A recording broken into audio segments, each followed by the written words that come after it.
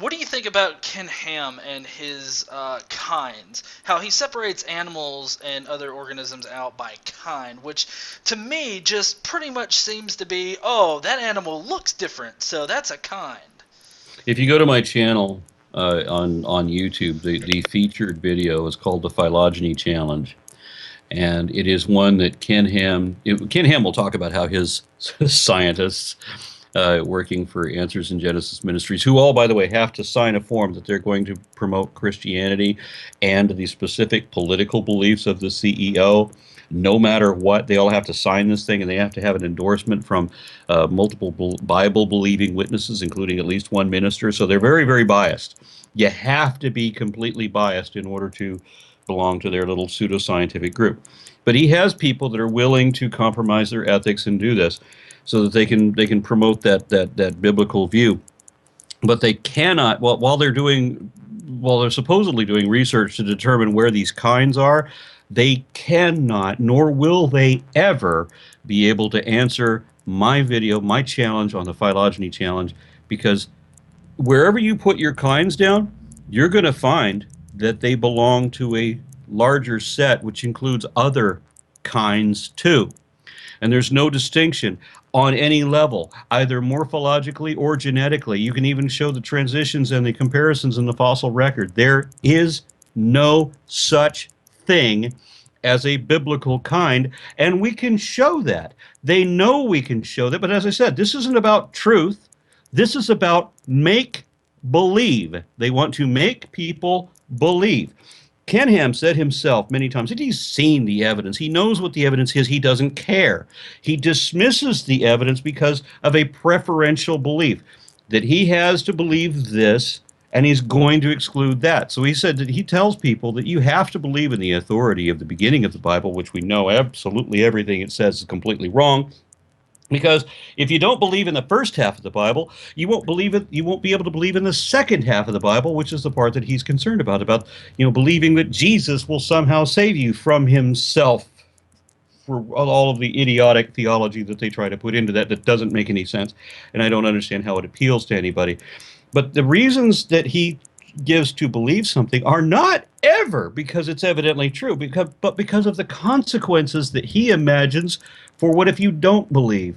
So when he says he believes, he's not talking about belief in the same sense that I do. When I talk about what I believe, it is a consequence of my understanding of the facts, and it will obligately change as my knowledge of that information improves or changes. I can be deceived. I could be fooled into believing something that isn't true. I would prefer not to be. And this is why I'm not a creationist. This is why I had to abandon religion, because it's all complete bullshit. And you can show that it is. But Ken Ham has this preference that he has to believe this absurdity that doesn't make any sense. And to do that, he has to reject all of reality in the meantime. And so he's created this apologetics ministry that all they do is make excuses to rationalize or justify all of the idiocy that can't be justified any other way. They can't do an honest research on this.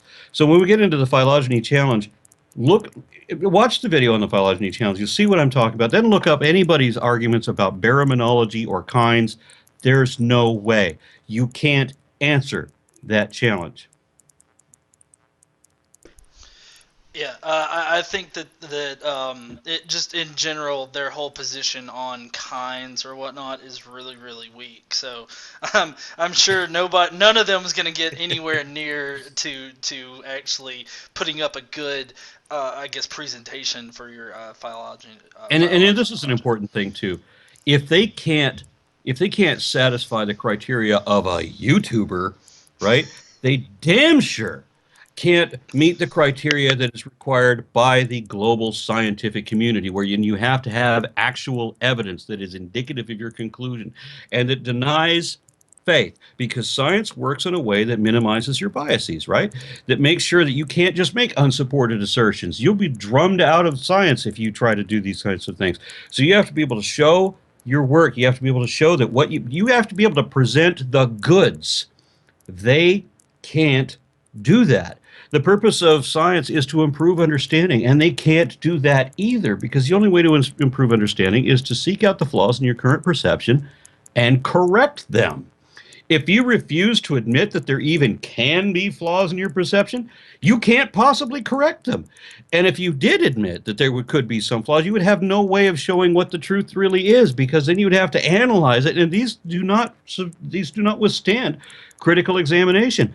None of the religious beliefs do. It's belief in the tooth fairy. It's when a child is 14 and still believes in Santa Claus and won't let it go. That's exactly what it is in the adult mind.